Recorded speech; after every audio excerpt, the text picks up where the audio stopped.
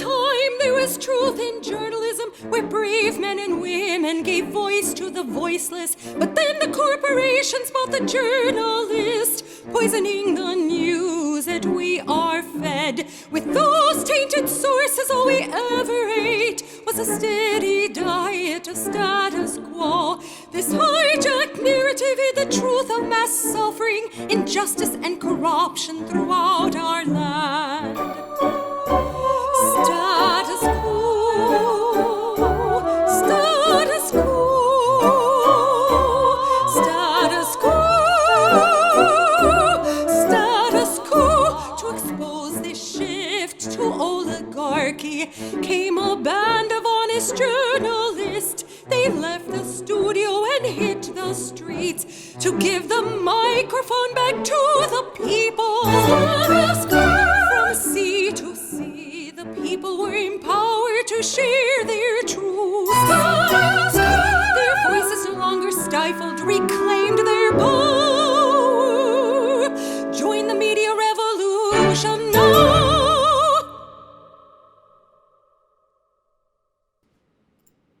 Hey there, Jordan Sheridan live on a Tuesday, July 23rd, 2019. My collar is all out of whack, but my fight for justice moves on. It is quite the day. If you turn on CNN, MSNBC, they are in what I would call full Muellergate. Full Muellergate coverage. You know, they got the countdown clock going to when Robert Mueller is going to be testifying in front of Congress. It is the Super Bowl for MSNBC's Rachel Maddow. She has been dreaming of this day forever and ever and ever. And Status Quo is going to dedicate exactly 0 minutes of coverage to this today. So if you want your Mueller attention and coverage, sorry, not interested. Not interested at all. Been there, done that. Maybe something interesting will come of it tomorrow. We'll take a check. We'll take a look. But not covering as the Mueller turns tomorrow. Secondly, I've been very busy. I had a meeting on Long Island this afternoon. I raced back to make this live stream. So if I'm schwitzing or not my best, I apologize. But boy, do we got some stories for you today. We got some stories for you today. And to those in the Super Chat, don't worry about my Twitter feuds. I don't have Twitter feuds, but, you know, occasionally I have to, if I see things that I find wrong, whether it's Republicans saying it or Democrats saying it or self-described progressives saying it, I have a penchant for calling it out. So I did that before I went live, and if you want to go look, go look. So, as a reminder, we have a lot of things. Oh, wait, I got to show you, because the momentum is real. The momentum is real here at Status Quo. We have just passed 57,000 subscribers a few hours ago. So we're now at 57,058 subscribers. That would be a 15,000 subscriber increase in less than 1 month. So it's our biggest couple weeks ever. We got a huge bump in subscribers thanks to our coverage on the ground in Miami. So thanks to you, new subscribers who are just checking us out for the first time, for subscribing. Remember, when you subscribe, click the bell next to subscribe and then click all notifications. Doesn't mean YouTube's actually going to notify you, but it's your best shot. And as always, thanks to the original, the OG subscribers. We love all our subscribers. So thank you. Maybe we'll get to 60,000 soon. I mean, we literally just passed 50,000, I think. Jen, did we pass 50,000 subscribers like last week? And we're already at 57,000, so it's the best growth we've had, and I don't want to jinx it, so I'm just going to leave it at that. Let's keep going. Remember, you have a checklist. If you're watching right now, but you have not pressed the thumbs up button, that's the like button. Smash that like button. The more people that press the like button, the more people that will see the live stream. That is right under the video. So if you're watching on your mobile device, and if you're on your mobile and you're currently in the live chat, just press the X on the live chat for a second, click the thumbs up button, and then go back into the live chat. That is a major way that we grow. and more people see. I'm going to skip membership for a second. I want to talk about that a little bit later. Follow us at Status Coup on Twitter. We just passed 8,000 Twitter followers there. I'm at Jordan Chariton. Subscribe to our podcast. That's bit.ly/Status Coup podcast. And join our email list. That's statuscoup.com. And by the way, I don't know if I have really done a good job of letting you guys know this on a daily basis, but we do now have a swag store. We got a merchandise store. So all you got to do is go to statuscoup.com, click on store, and then it will direct you to our merchandise store where you can get plenty of hot pieces for the beach. You want a Status Coup shirt? You want a Status Coup tote bag? We got coffee mugs. You can put other things in there. We got, I think this is workout pants, which I need to get some of those. We got pillow tops. Ooh. We got iPhone covers, posters, stickers, you name it. We got tank tops. And we're going to add more and more and more. This is obviously another way that we earn revenue. The more revenue streams, the better. The less we have to beg you for money, and also we're not ever going to be selling out. So, of course, we need to come up with as many revenue streams as humanly possible. So remember, press that like button. It's right under there. We got 225 people watching, 150 likes. So we need about 75 more of you to press that like button. So, sometimes I wonder, am I like boring the audience by continually pointing out the same thing over and over? Like, I'm not breaking any news that CNN and MSNBC are awful. So maybe I should not highlight segments where it's just insanely absurd what they're doing. But then I think, well, I want to arm my audience with the most information possible in real time of what they're doing. Because to me, yes, 2016 was 100% rigged. There's voter suppression. There's election fraud. But the real systematic rigging is what you see every day in the corporate media. Because the corporate media is basically waging an information war, not just against Bernie Sanders, but against progressive policies and progressive movement. And that information war is based on propaganda and lies. So I think it's my job, even if I got to do it over and over again, to point out when they are grossly lying, and basically, instead of being journalists, being agents of corporations, agents of multi-billion-dollar corporate conglomerates, and all that. So when I watched, and by the way, I got to tell you the truth, I honestly don't know why Bernie Sanders keeps going on with them. And if you're going to go on with them, at least fight them. He's too nice to these people who continually lie and are continually, basically trying to, with him on air, trying to discredit him, trying to lie about his policies, trying to lie about their popularity, and basically trying to smear him. So I don't really know why he keeps going on, to tell you the truth, but that's a different story. Oh, I forgot. By the way, this is a super chat. If you're feeling super, let me know. I'm not feeling super. I'm a little tired. If you want to know the truth, I haven't gone to the bathroom in 3 days, which is definitely TMI, but I like to tell my audience the truth. I'm a little backed up. I'm a little tired. So if you're feeling super, let me know right there in the super chat. So I'm going to play for you this bonkers, ridiculous CNN clip. And again, Bernie keeps going on, so I don't understand it. I really don't. But this is clip one, where Bernie goes on and CNN really is very concerned about the private health insurance industry. They're very, very concerned what's going to happen to the private health insurance industry. Here we go. With just a week until the next Democratic debate, Senator Bernie Sanders is heading to Canada this Sunday. He will take a bus tour with diabetes patients across the border to buy less expensive insulin. Part of his Medicare for All push and his attempt to try to stand out and own that shows that you're really neck and neck. You are pretty much tied with Kamala Harris and Senator Elizabeth Warren behind former Vice President Joe Biden. That's a CNN poll of polls. Tell me what this should indicate to us about how you plan to stand out and show the American people on our debate stage next week that you're different from them.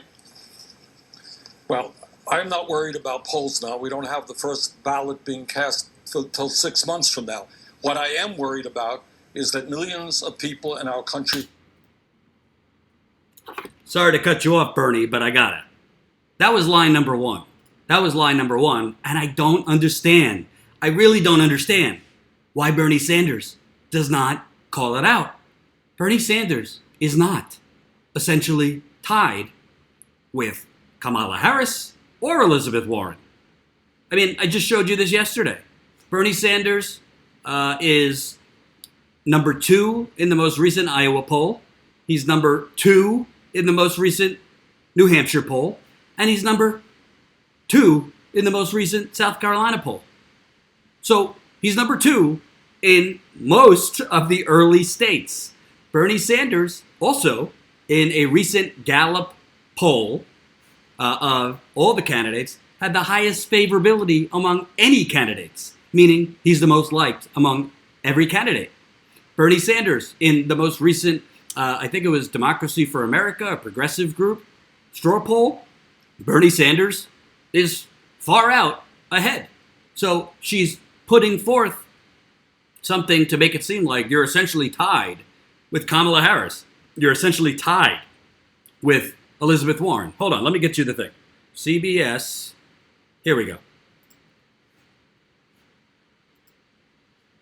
So is this essentially tied?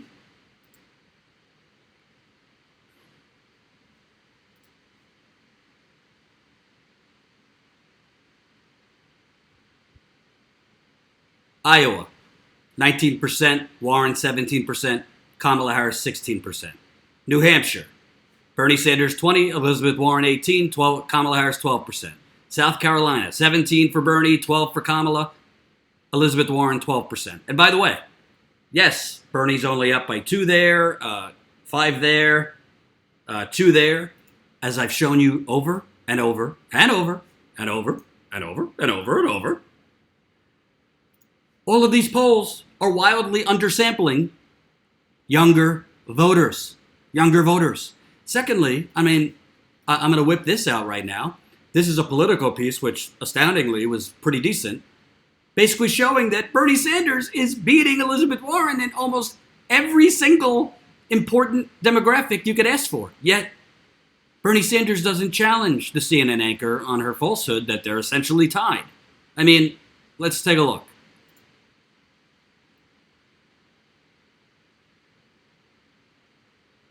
22% of Democratic primary voters who earn less than $50,000 annually support Bernie Sanders, while 12% are for Warren. So, according to an average of the past 4 weeks of Morning Consult's poll, of those without college degrees, 22% are behind Sanders, 10% back Warren. So, the lowest income people support Bernie significantly more than Elizabeth Warren. Secondly, that is important, and CNN is not going to report this, because if that demographic, the lowest income people, those without college degrees, are what Trump excelled in. That is why Trump is president. It's not Putin. It's not Comey. He got the highest amount of people, particularly in the Rust Belt, without college degrees. The blue-collar working man and woman of America without college degrees. Bernie picks off at that. Elizabeth Warren does not. You want more? I'll give you more. Roughly the same percentage of voters with bachelor's degrees. 16% for Bernie, 15% for Warren. So they're essentially tied among those with bachelor's degrees. Warren beats him with postgraduate degrees. There's a similar split based on age, gender, and interest in politics. Sanders wins more than 1/3 of the 18 to 29-year-olds. That would be the millennials. 25, more than 1/3. So I think that's 26, 27%. Warren gets 11%. Warren has the support of 13% of those aged 30 to 44. Well, Bernie has 25% of those aged 30 to 44. So Bernie's beating her in 18 to 29, 30 to 44. Then you look at 45 to 54. Warren has 13% of those. Bernie has 17. So Bernie, basically, up to 54 years and under, Bernie Sanders is beating her. Bernie is also beating her. 20% of men support Sanders, 11% for Warren. 18% of women are behind Sanders, 14% behind Warren. Bernie is also beating her 19% to 9% among African Americans. So when CNN says to Bernie Sanders, you're essentially tied. I don't know why he buys into that false premise. He should say, that's incorrect. Elizabeth Warren is my friend, but, that's incorrect. We actually are leading among African Americans, age 18 to 29, 25 to 34, 34 to 45, on and on and on. And those without college degrees, those even with bachelor's degrees. So I don't. His campaign is arming him with the information. I can tell you that. So sorry, some of you don't like when I criticize Bernie Sanders, but I don't know why he's buying into this false premise. But I digress. Let's look at more of CNN's propaganda with Bernie Sanders. We cannot afford the outrageously high cost of prescription drugs. We pay by far more than any other country on earth, and yet last year the top 10 drug companies made $69 billion in profits. 1 out of 5 Americans cannot even afford to fill the prescriptions that their doctors prescribe. That is pretty crazy. We're going to be going over the Canadian border to make a very simple point, and that is at a time when we have an epidemic of diabetes in this country, we're going to take people into Ontario, Canada, and we're going to buy insulin. And you know what the differential is? The differential in prices between the United States and Canada is 10 to 1. 10 to 1. We're going to buy insulin in Canada for 1/10 the price that it is in the United States of America. And I think that issue is an issue that must be dealt with. We've got to. You see how immediately when he starts talking about the issues that matter, she starts. Let me cut him off. Let me cut him off. He's making too much sense. To take on the greed of the pharmaceutical industry. And I know that you've recently announced that you are giving back any money that comes from Big Pharma, like Pfizer, etc. Clearly, this is the key issue for you. Let's dig into it. Medicare for All. There's a new poll out that I'm sure you've seen just yesterday, an NPR Marist poll. It just asked Americans a simple question. Do you think Medicare for All is a good or bad idea? 41%, only 41% said it's a good idea. 54% said it's a bad idea. 39% of independents only like it. And even 3 in 10 self-identified Democrats are skeptical. Why? No, I don't think. Why is it the best plan for America when a majority... Hold on, I asked the questions here. When a majority of Americans aren't behind it. Well, obviously, you saw the poll that came out from the New York Times 2 days ago, in which 78% of Democrats thought that Medicare for All was a good idea, and 69% of independents thought it was a good idea. Medicare for All, depending on the wording of the poll, does very, very well. And the answer why it does well is the American people are sick and tired of a dysfunctional healthcare system in which over 80 million Americans are uninsured or underinsured, and we are spending almost twice. So sorry to cut Bernie off again, but I have to point out, and again, I'm not a political advisor here, and I'm not a strategist, but I'm just watching. I don't know why he doesn't say, well, it's fine, Poppy, for you to cherry pick the polls that fit your narrative, but I'm sure there's other polls that show X, Y, and Z. Bernie Sanders, one thing that Donald Trump, he is growing more and more by the day into a fascist. I've avoided comparisons to Hitler, but I can't avoid them anymore. What he's doing at these rallies with center back and this race war he's igniting is very similar to what Mussolini, Hitler, and other fascists have done. If you don't agree, just do the research. Putting that aside, what he did expertly was punch the corporate media in the face in 2016. Of course, the reason he was elected, in large part, was the corporate media. But people like when their candidate or any candidate fights back against media lies. I don't know why Bernie Sanders continues to keep buying into premises and not pointing out that they are intentionally framing things a certain way. For example, I did a story last week on this anchor's co-anchor who showed one poll that fit his narrative and totally left out 3 other polls that showed Medicare for All has majority support. So I'm not sure why Bernie Sanders can't nicely say, Poppy, I understand that poll that you just showed fits the narrative you want to push, for your corporate station. However, there's a new New York Times statistic, as well as other polls that show the opposite. Point out that they are doing propaganda. Point out their bias. I don't know why he doesn't Stop being so nice. These people are not being nice to you, Bernie. They are literally political operatives masquerading as journalists. So you don't have to be so nice to them. It's time to figuratively, I'm not calling for literally, punch them in the face. Sorry. I continue.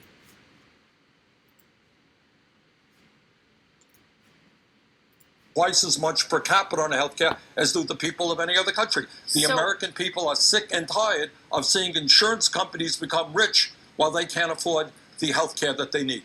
So let's talk about this a little bit more and what it would mean for the average American. You were on Fox News Sunday back in June with Chris Wallace. It was a fascinating interview. This is part of it that really struck me about whether Americans could keep their doctors, their hospitals exactly as they have them now under a Medicare for All plan.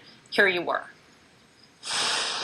What we are talking about, despite a lot of misinformation coming from the insurance companies and the drug companies, is allowing all of the American people to continue to go to the doctor that you want to go to the hospital that you want to go to.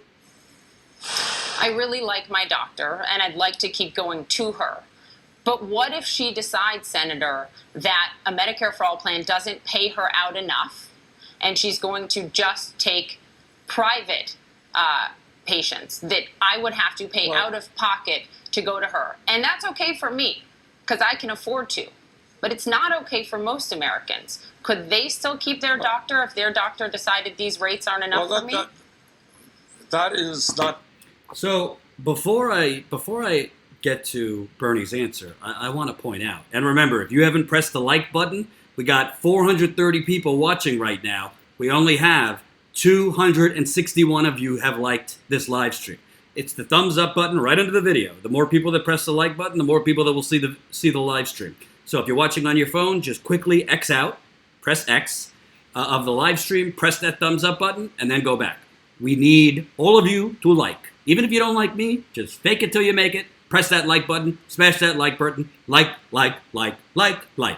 So, do you understand in the premise of the question and the premise of the whole segment, they are basically defending and advocating for a for-profit private insurance industry. That is what CNN and MSNBC are doing. So she is very focused on, well, what about in the rare cases where people are not able to see their doctor, where they see that as the problem? We need to ask them about that because it will be the exception to the rule that people won't be able to see their doctor.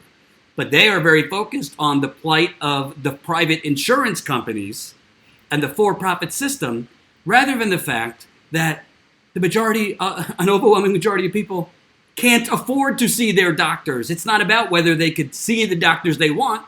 Currently, they might be able to see the doctor they want, but can they afford to go see that doctor?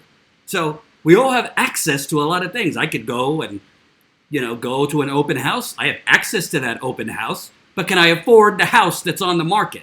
So this CNN angle and the entire framing of all of this, and it's not just this segment, it's all of them, is how do I advocate?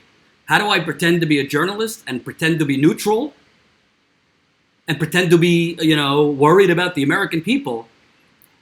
The question is, how do you keep a system where the majority cannot afford to see their doctor currently, or cannot afford to get the lab work because there's extra costs for drawing blood, or preventative care, or mammograms, or a prostate check, or whatever it is?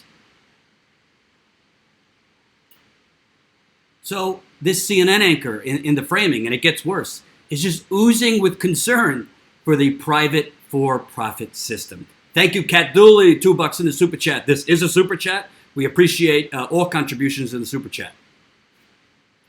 And she's also misstating in terms of whether people's doctors won't participate. Let's take a look at more.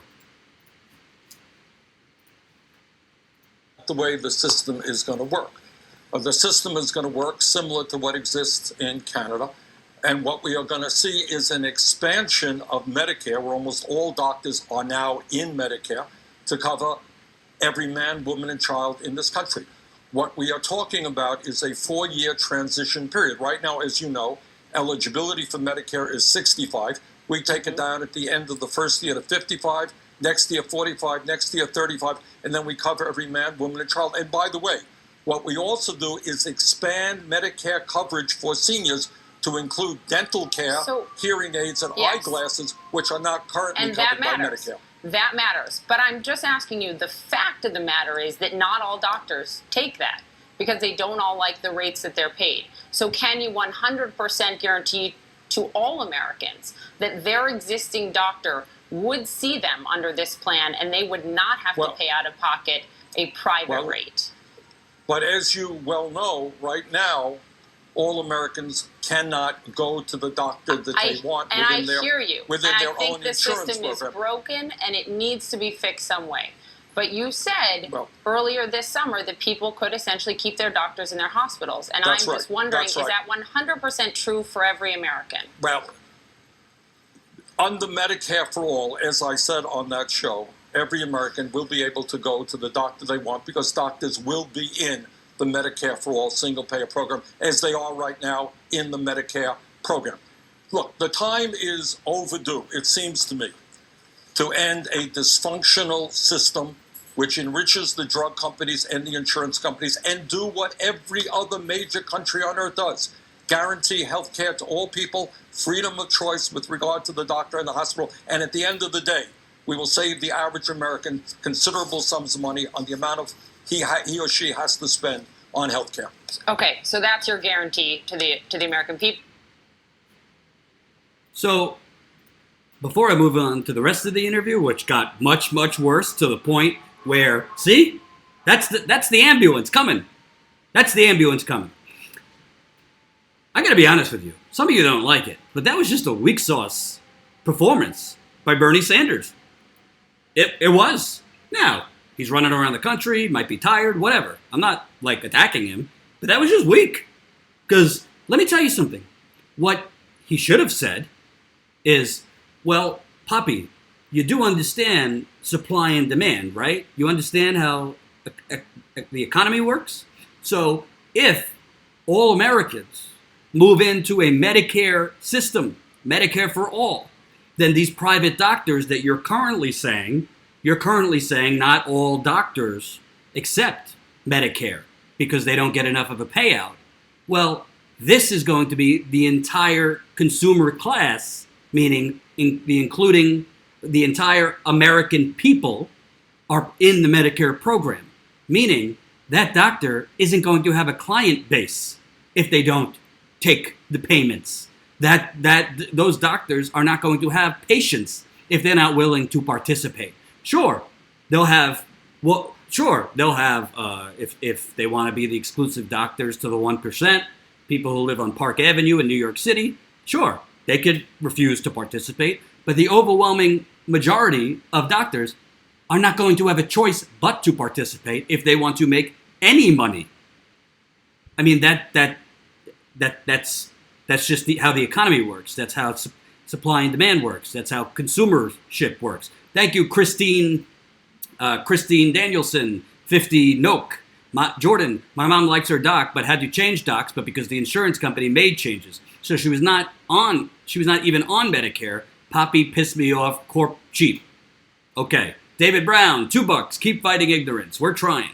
So the point is, and I don't know why Bernie Sanders didn't say this, the doctors that you're talking about, Poppy, that refuse to participate in Medicare now, well, Medicare is only available for those 65 and older. In Medicare for All, every single person will be on Medicare for All. So these doctors are not really going to have much of a choice but to participate. It's not that complicated. And if they don't want to participate, then they could go find their own customers that are not on Medicare for All. Secondly, moving on beyond that point, Poppy, should we focus on maybe the 5 to 10% of people who are not going to be able currently to see the doctors that they see under the Medicare for All system, who I don't even think it's that much. I don't think it's going to be 5 to 10% people. This isn't Obamacare. This is a government system. Obamacare is a Republican private public partnership that was a giant wet kiss to the insurance companies. It's not It's not a progressive healthcare system. It's a market-based system. So, Poppy, should we focus on the 5 to 7% of people that might have to shop for different doctors, or should we focus on the 95% of people that will be able to see their doctor? You're trying to get some, gotcha soundbite that not 100% of people will be able to see their doctors. What is more important? The 95% of people that will be better served, or the 5 to 7% of people that might have their doctor not participate? I mean, the premise of the questioning is absurd. Their main focus is on preserving and whining and fighting it's under the guise of we at CNN and me, Poppy Harlow, are very concerned about the American taxpayer and the American citizen who might not be able to see their doctor because their doctor might not participate. In reality, they are mostly concerned for preserving the private healthcare system over at CNN, MSNBC, New York Times, the Washington Post, because they get very good healthcare through that system. These are not the people that have any at all connection to what the majority, you, for the 500 people watching, are dealing with day to day. Let me tell you something. The people at CNN have fantastic health care. Same goes for MSNBC. Same goes for the Washington Post, the New York Times, and most media companies. When I was at MSNBC, it was very good health care coverage with a very limited deductible, and the copays were affordable. So I got to tell you, and I'm not like attacking Bernie Sanders. Obviously, I support Bernie Sanders, but I can't be a fanboy here. If he's not explaining it right or he's not pushing back right, then I'm going to say so. If you don't like it, go somewhere else. But that wasn't even the worst of it. That wasn't even the worst of that segment. So, and by the way, we got 500 of you watching now. So for the 100 who have not pressed the like button, press that thumbs up button if you can. And this is a super chat, so keep it coming. That wasn't even the worst of it. Are you ready for the worst of it? Oh, it's like swatting away flying. You remember Mario Kart? You remember Mario Kart? Did any of you ever play Mario Kart? Thank you, Beth, for the $2 in the super chat. You know, you're driving around, you're driving straight, and there's banana peels and shells coming at you and all this stuff. I feel like that's what I do every day. I'm trying to drive on the road that is journalism, and I just got to deal with this corporate propaganda in the form of banana peels and shells and all this stuff. Oh, it gets worse, Jason. It gets worse. It gets worse. I hope you all are on, full stomach. So let's take a look. Now they want to push this absurdity about Bernie Sanders' campaign is getting underpaid or Bernie's not walking the walk. It's insane. Here we go. I do want to ask you about some few other, I think, really important issues, because you have been this loud voice for a living wage for as long as I can remember. I mean, this has been a key signature issue for you. $15 an hour. We saw what passed in the House last week. First presidential candidate to unionize your workers. Since then, the Washington Post reporting that many of your field workers were working much more than 40 hours a week, therefore making less than $15 an hour. You guys offered to pay them $42,000 a year that would bring them up to that rate. The union said no, because then we wouldn't get enough coverage of our health care costs. I get all that background. Fundamentally, because this has been a signature issue for you, I'm wondering, did you know that many of your workers were not making, many of your staffers were not making $15 an hour? Did you know that? What I did know is that I was insistent that everybody on our staff make at least $15 an hour. And in fact, they're making $17 an hour. And the offer that we made to the union several months ago would have accomplished that. And I'm happy to tell you, by the way, that offer was just accepted. So, we're back to where we started. Yes, it was. It's not, I understand when you have a union, and we were the first campaign in the history of this country, because I respect workers' rights and I respect the union movement. We had a union.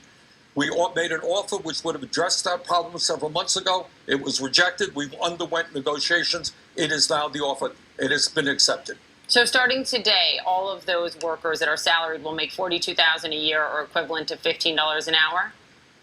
I believe it's more than $15 an hour. And also, by the way, as probably the best health care plan that you can imagine, I believe we cover 100% of the health care cost of our workers. So I am proud of having led the fight for a $15 an hour minimum wage, and I'm proud that all of our workers are going to be well paid. Well, So I don't even know where to start with this. I didn't even bother covering this when it came out because it's so stupid and absurd, and it's not even true.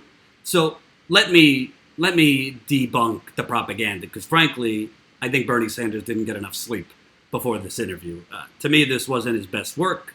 I'm not trying to be a jerk, but I don't think he advocated for himself so well in this interview. Thank you, Krillin876, $5 in the super chat. The insurance industry is not an industry at all. They don't make cars, cell phones, planes, etc. All they are is a middleman payer. I agree, but they're also a middleman vulture. Rick O, $2. Keep dodging them blue shells, Jordan. Thank you. I appreciate it, and keep it coming in the super chat. So first of all, this story that came out, I think it was in the Washington Post, Jen, is not true. So what happened? First of all, let's before we get to Bernie Sanders' campaign, let's talk about the other campaigns that CNN doesn't seem to ask Elizabeth Warren or Amy Klobuchar or any of them. Do you know that Elizabeth Warren and Joe Biden, as a way of not paying interns anything, to having unpaid interns, basically what they do is they set up 3 different systems. One is paid internships. And those plans, let me find it actually so I could show you. Elizabeth Warren, Joe Biden, unpaid internships. Here we go. I don't see Elizabeth Warren getting asked this on CNN or anywhere else. Unpaid internships, enough with these ads, go away. Unpaid interns are practically non-existent among Democratic presidential campaigns, but some top-tier candidates appear to be finding a creative way to tap unpaid talent, offering vague fellowship opportunities as volunteer positions. There's no singular definition for a fellow among 2020 candidates, and most this cycle don't offer the option. But 2 leading contenders, former VP Biden and Senator Elizabeth Warren, give applicants who are selected a chance to participate in the campaign as volunteer fellows without requiring compensation or academic credit. Volunteers are asked to do something. Workers are told. Renee Haggerty, an executive council member for the Campaign Workers Guild, said, "Everyone who's working on a campaign should be paid." Warren's campaign features 1 joint application with 3 options: paid internship, volunteer fellowship, or volunteer fellowship for academic credit. Applicants are allowed to select more than 1 when applying. Basically, Elizabeth Warren is setting up less positions that are just normal internships that are paid, and other options that are fellows. And what a fellowship is, if for those of you not aware, what a fellowship is a glorified internship without the pay. It's fellows do the same exact things as interns do without the pay. But you don't see CNN bringing this up. Elizabeth Warren's campaign is also not unionized. Bernie Sanders campaign was the first campaign in political history to unionize. So it's the double standards and the selective concern for workers' rights when it has to do with Bernie Sanders. But putting that aside, what Poppy Harlow put out there is just not true. So what happened in the Bernie Sanders campaign and why it was rectified in the first place so quickly is because Bernie Sanders made his campaign unionized. Was in a presidential campaign, whether it's Bernie Sanders or any campaign, very rare that people are working only 40 hours a week. It's a presidential campaign. It's not a 9-to-5 job. Most people know this. You're working weekends, you're working nights. Sometimes you're working, 10 to 15 days in a row without a day off. Sometimes you don't have a day off for a month.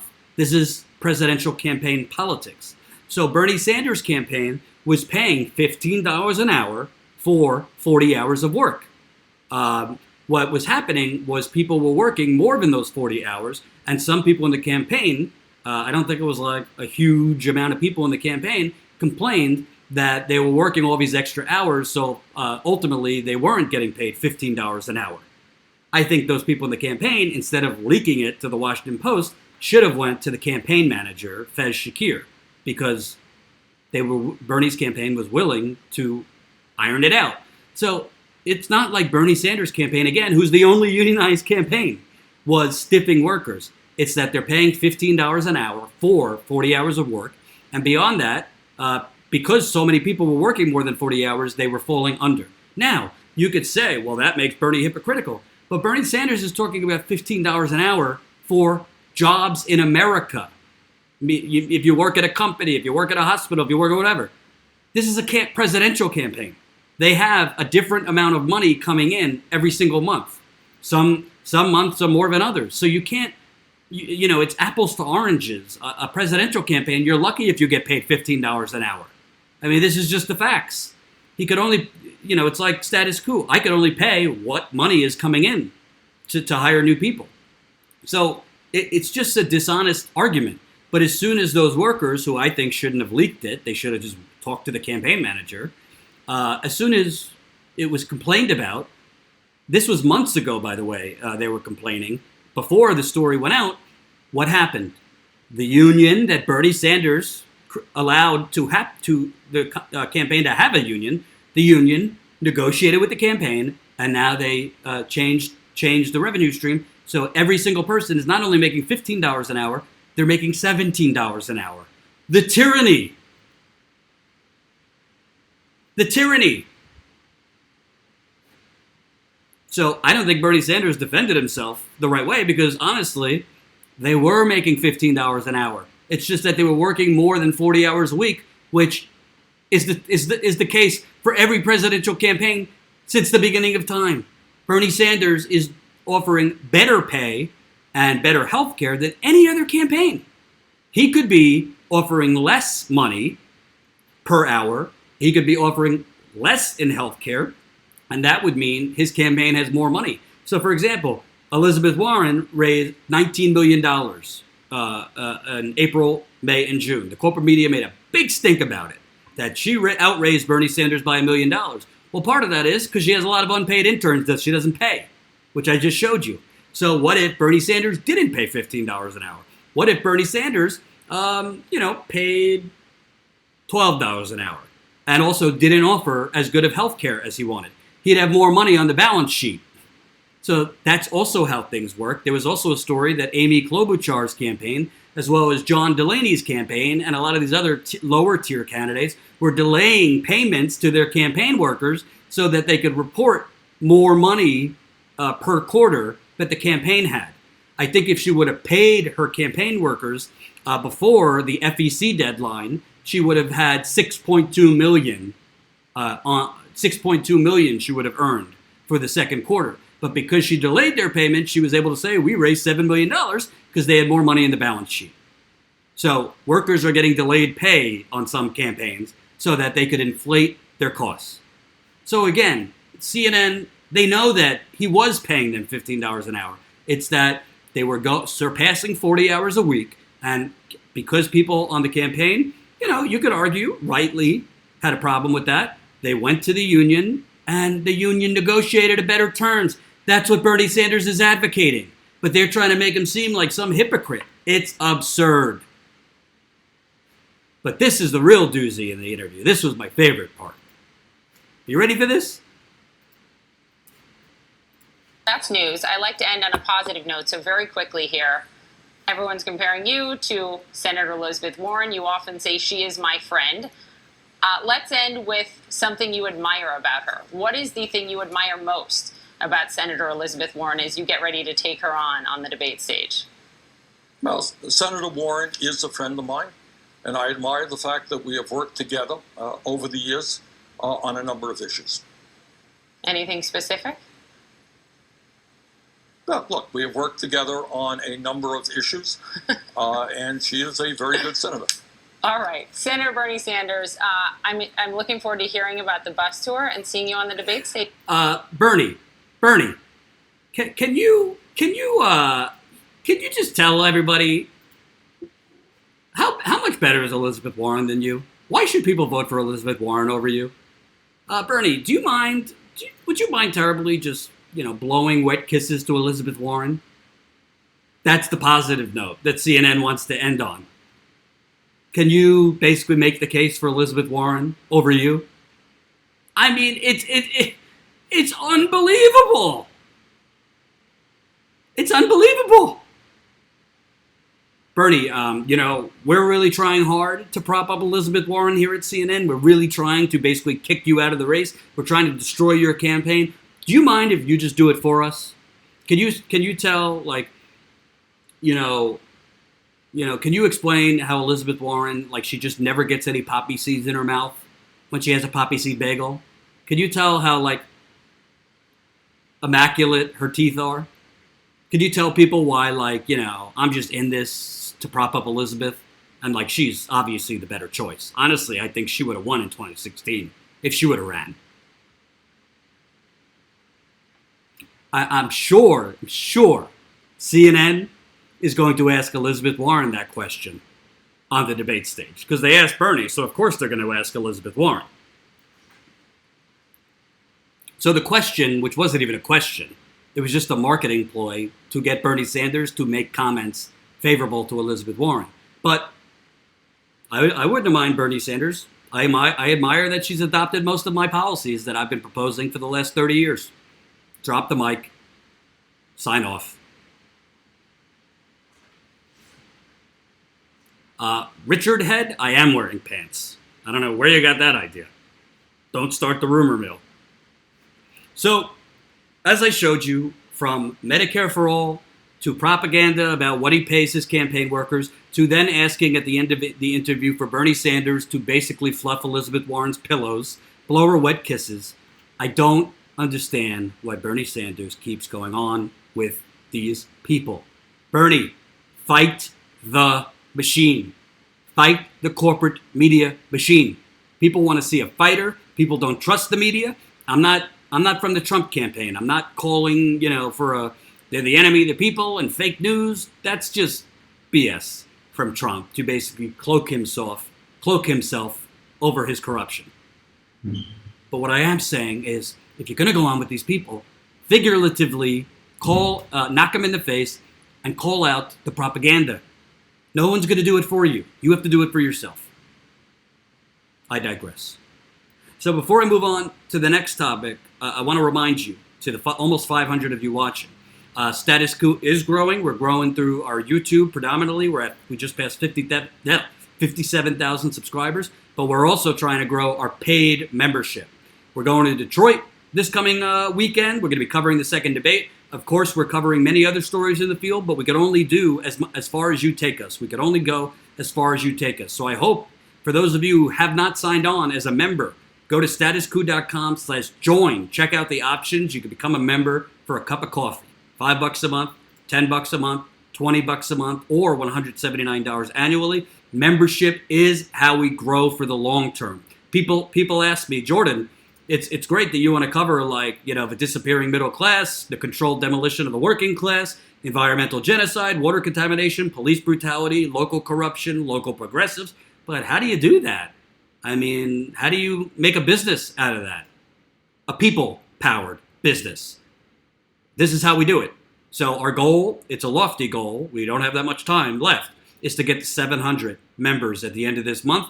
I hope you will consider joining. If you don't have the money, we get it. We don't want to make your situation worse. If you do, or if you're a new YouTube subscriber that's just checking us out for the first time, please, statusquo.com/join. And for those of you, I see the comments from time to time, Jordan, stop asking for money. Then don't watch.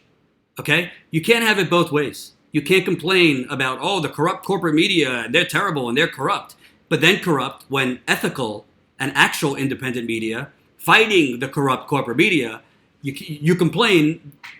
Well, would you rather us ask you to become members and grow this from the ground up? Or would you rather us have backdoor meetings and behind the scenes meetings that you don't know about and ask corporations and plutocrats and Democratic Party donors and Republican Party donors? Would you rather us beg them?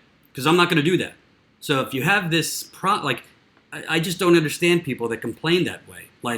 We have to advocate for ourselves. We have to try and grow this ourselves. And we are doing it through you, the people. So make up your mind.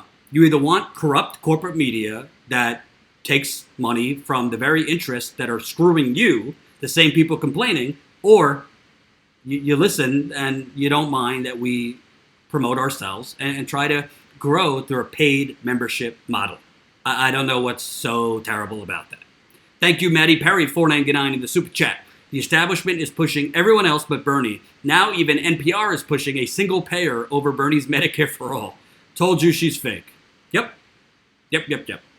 So, before I move on to the next topic, I want to show you some of the reporting that you've made happen through membership. Again, this is funded by you. Marcus was recently at a Joe Biden event. He has lived to tell about it, and he interviewed such brainiacs like this gentleman, basically advocating for prison slavery. Here's Marcus with this Joe Biden supporter. Again, statusquo.com says join to fund Ty and I going out in the field, Jen going in the field, as well as Marcus, and hopefully other reporters we could hire sooner than later.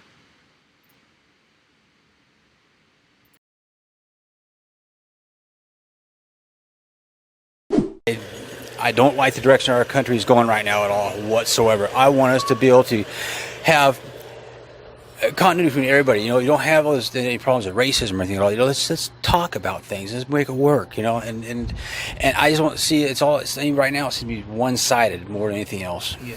So since you brought up racism, I have to ask you. This week we had Trump doing what he was doing to the 4 congresswomen, the progressive congresswomen, Justice Democrats, all of them. And Joe Biden has said he wants to make America again. And as a person of color, you have to be like, what America are we talking about? The America with 3 strikes and the crime bill that has his name on it from the 90s that imprisoned all these black people? Or before that with Jim Crow? Or before that with racism, or not racism, but with actual slavery? You know what I mean? And, it's just, what America are we trying to go back to? Yeah, that's a pretty good good question to ask that. In my field, I want America to be back. I remember growing up as a kid, the 60s, 70s, like that. And, of course, in my 80s, I was get my own way. But I want us to be able to have everybody to work together with things. I don't believe in racism at all. It's just something I do not want to see ever happen again. Right now, I feel like we're having way too much going on. And the thing is, send her home. The chant went on for 13 seconds. He said, and Trump said he stopped the chant, but you watch him the whole time. They all of a sudden they stopped doing the chant, and he started back in his speech again. There was no way he was trying to stop that chant. He was just letting it go on, and I don't feel that's right for our country. Where our country is built on immigrants. I'll tell you a background from my family's been in the United States since 1632. My great grandfather was one of the founders of Providence, Rhode Island, and my whole family's been here since that time. And I want our country to be able to work together. You, I, or anybody else, I don't care what color your skin is. Let's work things out. If we have a difference, let's figure out how to fix that difference. Let's talk about things. We really need to have people that are forward-thinking, very smart-minded people, and want to make things right for everybody. We can't fix 100% of the problems. We know that for a fact. So maybe we can fix, 65% of the problems. And that'd be great. It'd be a step for us. But I just have a really tough time with people not wanting to work with each other. That's a very, very strong point for me as well, because I had numerous people of different race work for me. For the many years I ran a dealership operation, and I listened to their concerns. And we've had numerous conversations with people about things all the time, and it was just in passing, and we had a good conversation about it. Nothing really got done, but we talked about it, and we went on about our business. But at least we had an open-minded or open conversation about what was going on. So yeah, just having the conversation and not really. Yeah, well, that's what makes the difference for you, is just talking about it. Yeah. I like to hear people talk about things and find a solution to what's going on.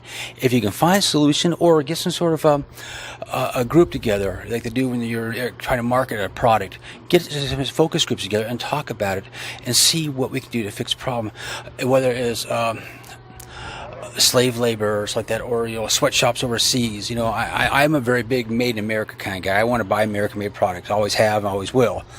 Sometimes you buy things where what about you get stuff in America that's made in America and it's made in a prison, and that's basically slave labor too. Yeah, that's true. But the thing is, you look at that side though. They got themselves in prison for a reason. Something happened. They did something wrong, and that's my viewpoint on that there. I mean, I really don't have more about that to say about that whatsoever, but I think once if you've done something wrong, you pay the time. You do the crime, you pay the time. And I look at it that way. What about the numerous cases of like police planting drugs on people and all of these numerous cases of police just making stuff up and getting folks wrong? Like, so you should be a slave because beside the point, you should basically be a slave because you did something wrong, like because you committed a crime. Well, like you said, if the police are planting things on people, then I have a problem with that. Big problem. I'm saying like besides that, like if you did something wrong, you committed a crime, now you go to prison and you get to be a slave now. So slavery is the punishment for, let's say, stealing a car.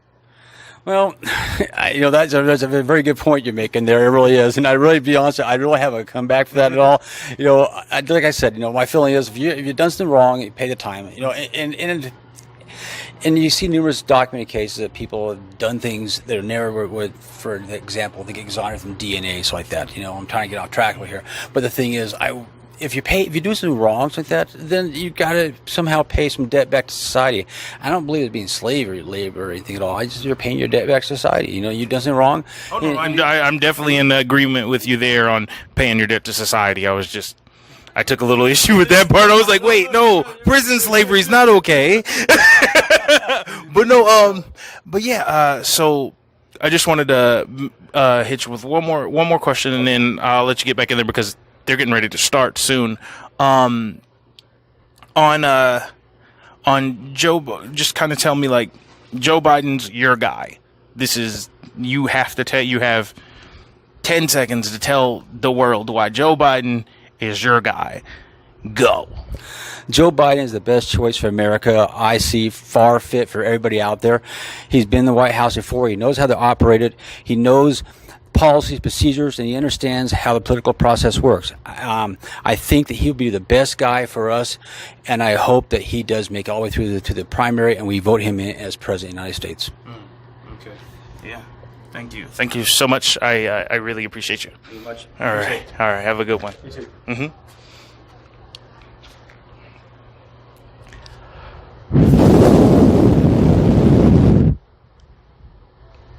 That happened. Hope you enjoyed that last video. Hop on over to statusquo.com where you can sign up for our email list and become a member for as low as $5 to $10 a month.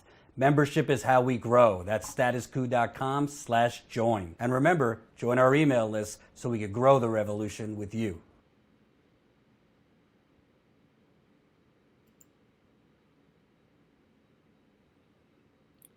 Oh, boy.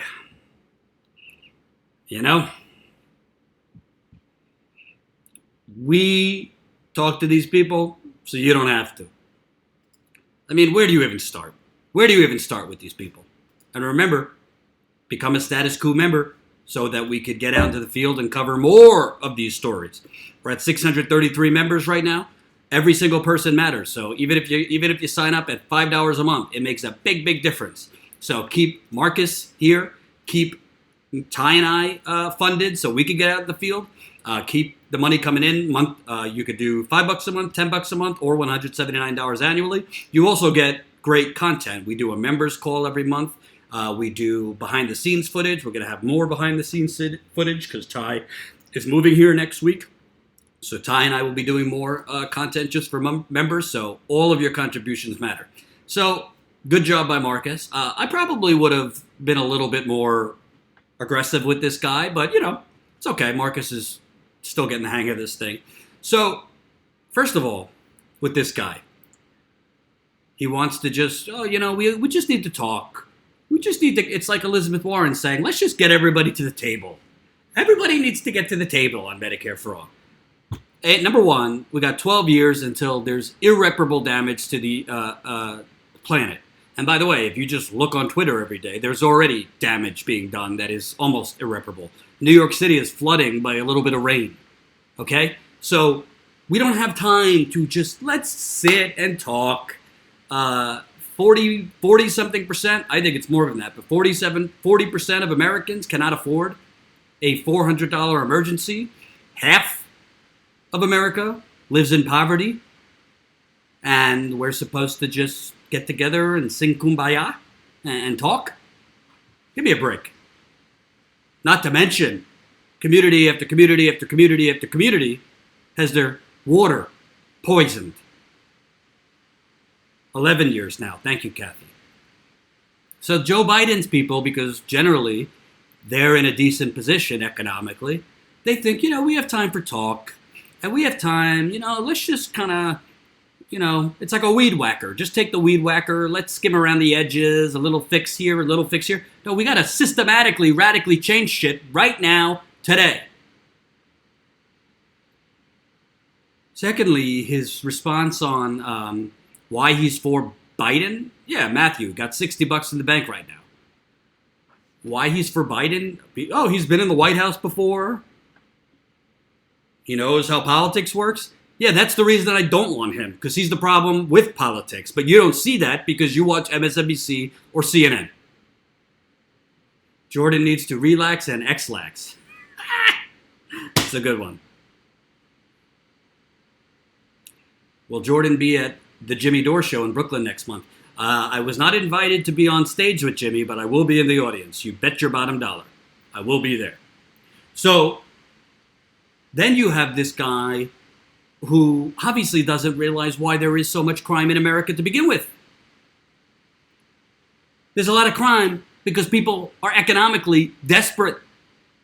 People are economically desperate because of people like Joe Biden, who give credit card companies giant goodies. I'm talking about the bankruptcy bill. People are economically desperate because their homes were foreclosed on and they lost half of their savings during the financial crash of 2008 that was led by repealing Glass-Steagall. Joe Biden pushed for that. People are economically desperate, leading to crime because there are no jobs, or there are part-time jobs without benefits in the deindustrialized Rust Belt. Why is that? Because of things like NAFTA that Joe Biden voted for and pushed, and things like what would be the TPP under a President Biden.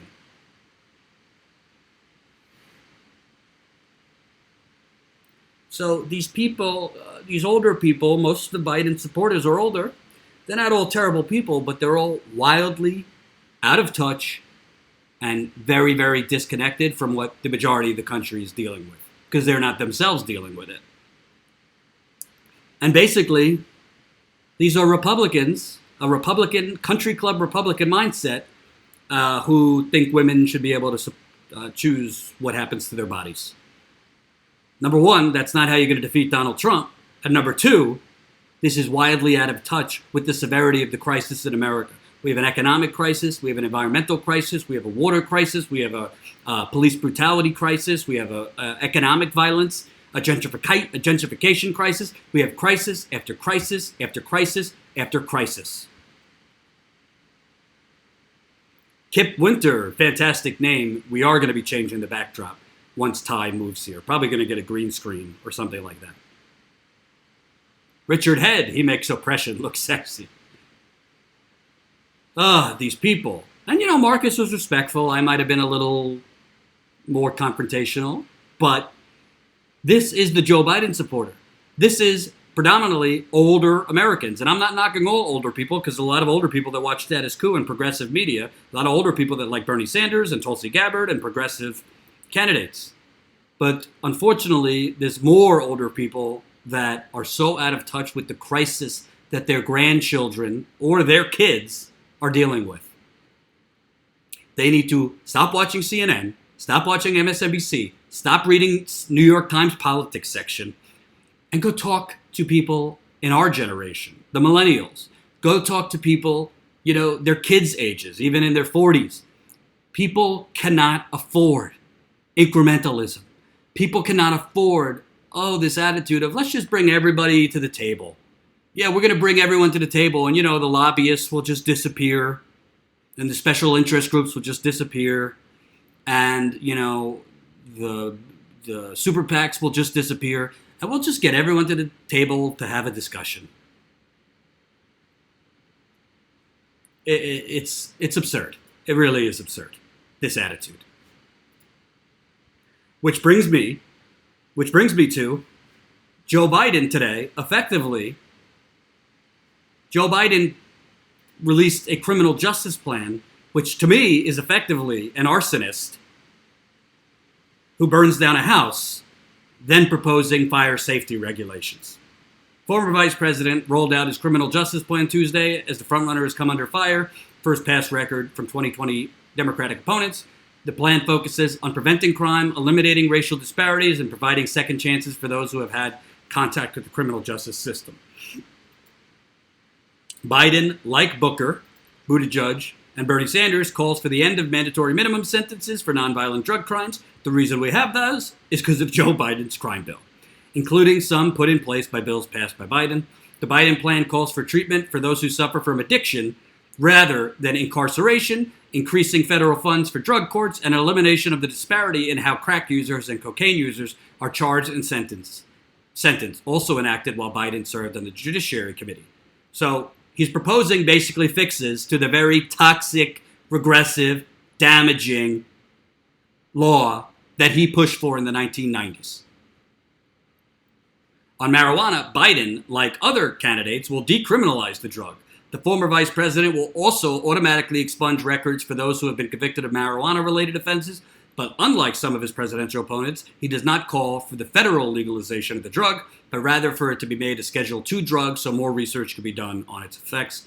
There's been more than enough research on marijuana's effects. It's a frickin' plant. Biden's plan calls for an end to private prisons, but I'm sure he's going to fight for that considering he's currently taking money from private prisons.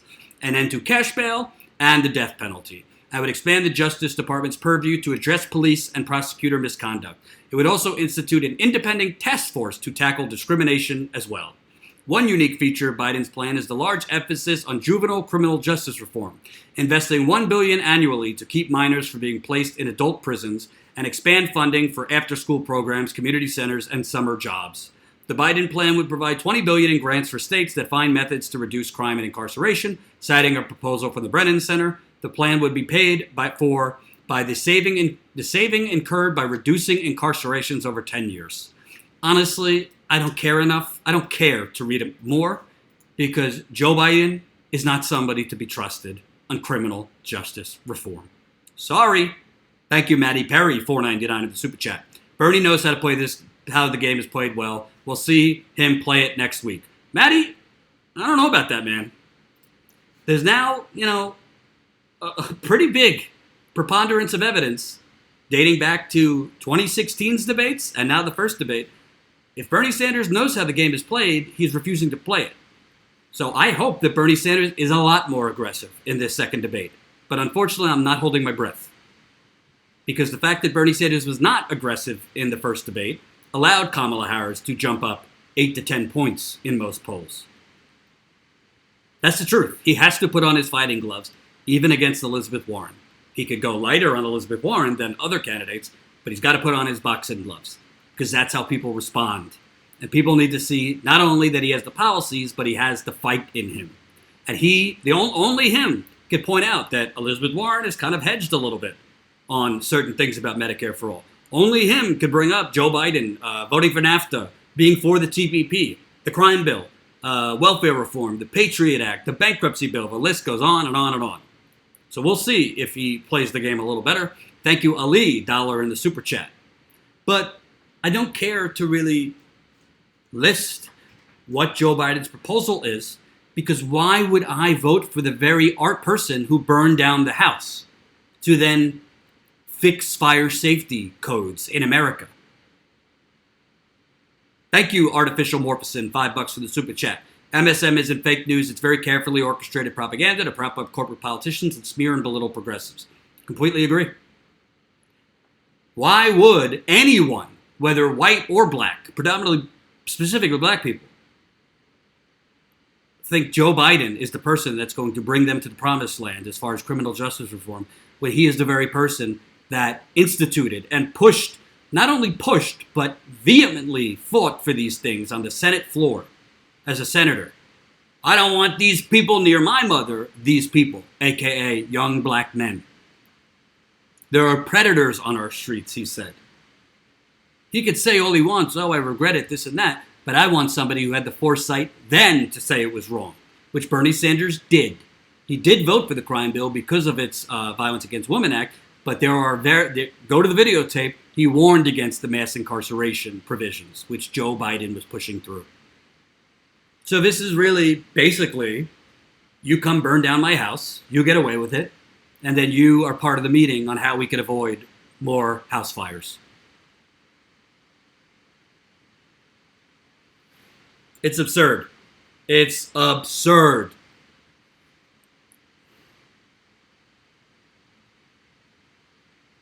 But Joe Biden basically wants the corporate media and the Democratic Party voters to basically look at the unprecedented incarceration of black men for nonviolent crimes as just like, yeah, it was a blip in the road, a mistake.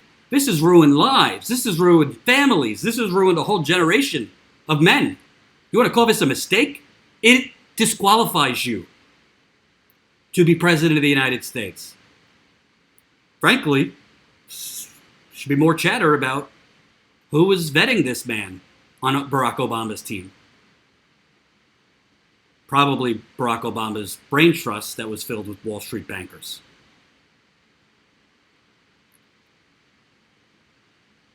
This is somebody that worked with a segregationist senator to pass anti-busing legislation. This is someone who referred to black people as the Negroes. I don't care if it was a different time. Bernie Sanders wasn't doing that. So I don't want to be the white guy asking black people, do you know what's good for you? I'm not saying that. You can vote for whoever you want. But to the older black men and women who are supporting Joe Biden right now, it's your kids. It's your kids that were jailed by this. It's not a mistake. It was by design. It's not a mistake. It was by design. And as of 2016, he did interviews not apologizing, defending the crime bill, and saying it did not usher in mass incarceration. So now we're supposed to read his fixes for the fire he started and say, you know, we think he means it. We think he means it when he apologizes. So let's give the keys to Joe Biden.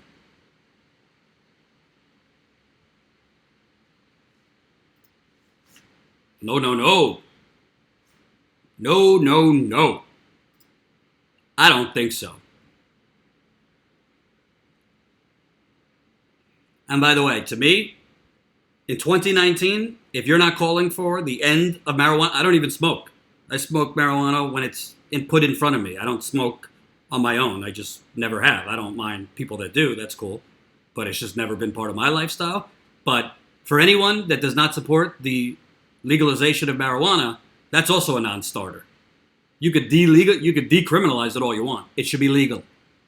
It has amazing medical benefits. It has amazing depression benefits, anxiety benefits, physical benefits.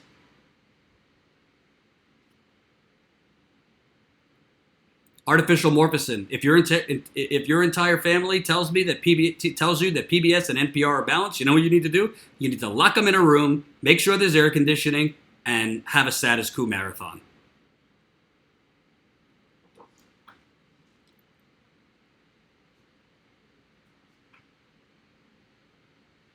And lastly,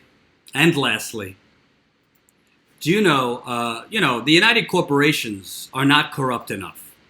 The United Corporations are not corrupt enough.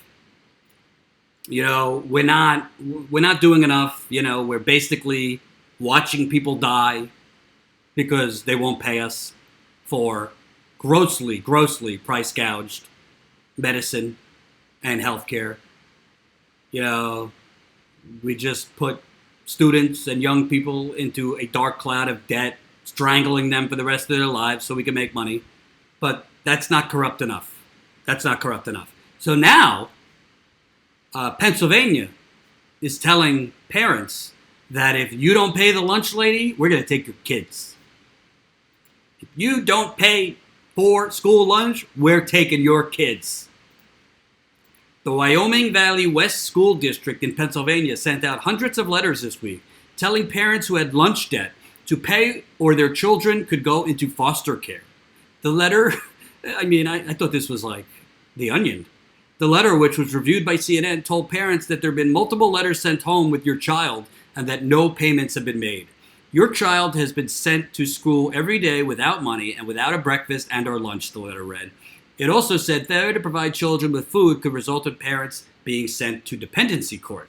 If you are taken to dependency court, the result may be your young child being removed from your home and placed in foster care. School division says it's owed more than $22,000.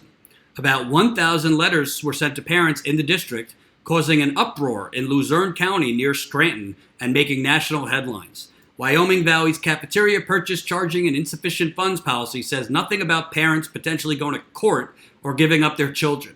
It does say that families with a student account that reaches negative $10 or more will receive an automated call every Friday until the account is paid off.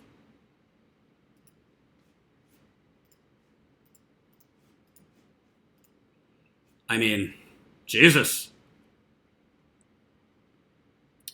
Thank you, Buster Peak 21, $5 for the super chat. What's with the schmucks at TYT all having Tulsi derangement syndrome? Buster Peaks, if I had an answer for all the things the schmucks at TYT are doing, I'd be very rich. Couldn't tell you. I don't watch the Young Turks anymore. I'm aware they have Tulsi derangement syndrome. Couldn't tell you why. Wish I knew. But let's not waste our time on TYT. I think status quo is showing who is progressive and who is pretending to be. Thank you very much for the super chat. So let me get this straight. First of all, for those of you who haven't seen it, I watched a documentary over the weekend called Fed Up about the for-profit food industry. You got to watch it.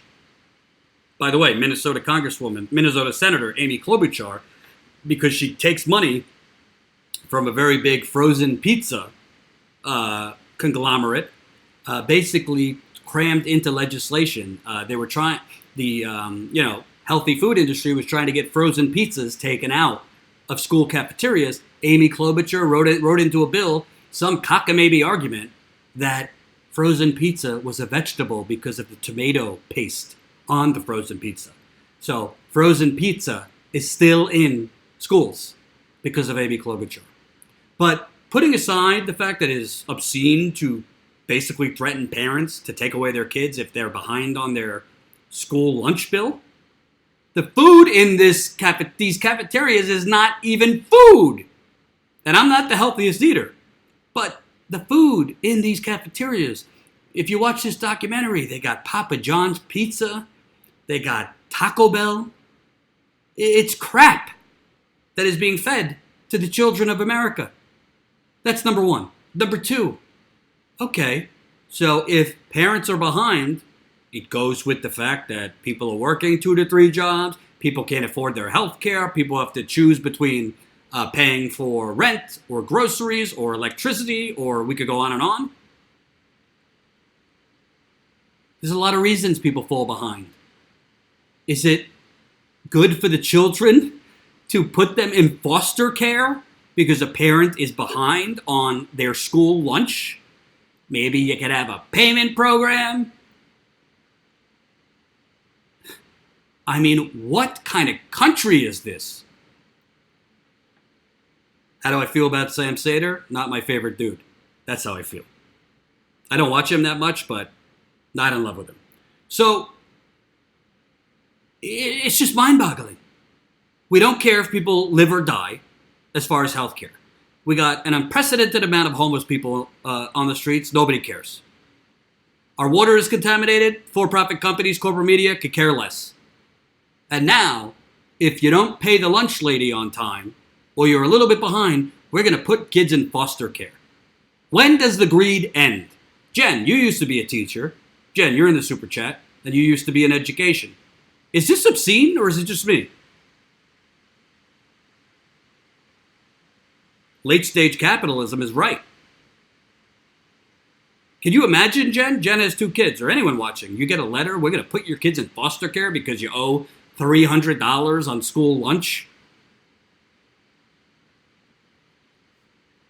You just can't make it up. Obviously, since this got national attention, the school was backtracking and saying, oh, that's not what we meant, and blah, blah, blah, blah, blah. But stuff like this is happening all over the country. It's not just school lunches. I mean, in Flint, Michigan, they poisoned a whole community of over 100,000 people, all poor, majority black community. And then they placed tax liens and threatened to take your home if you don't pay for the still poisonous water bill. 5 months, a little over 5 years. This water crisis has been going on in Flint. I have a meeting when I go to Detroit next week. Not going to say with who, but I'm staying on the Flint water crisis because who the hell else is? So we're going to poison you, and if you don't pay the bill for us poisoning you, we're taking your house. You think Joe Biden's going to fix this? Because this isn't just about, this is a sickness. This is the Gordon Geckoization of America for the last 30 years. The greed is good. To get all the money you can. And you want to know something? It shows a lot. It shows a lot about the priorities of the American government, by the way, which are bought off by the for-profit education system too, that a local county or whatever it is in Pennsylvania, to their funding for their schools is so tight that they have to take the step of saying, if you are late paying the lunch lady, we're going to take your kids. Maybe if the schools were funded properly, we wouldn't have such social Darwinism. I mean, the story is unbelievable. I'm putting it here in the super chat.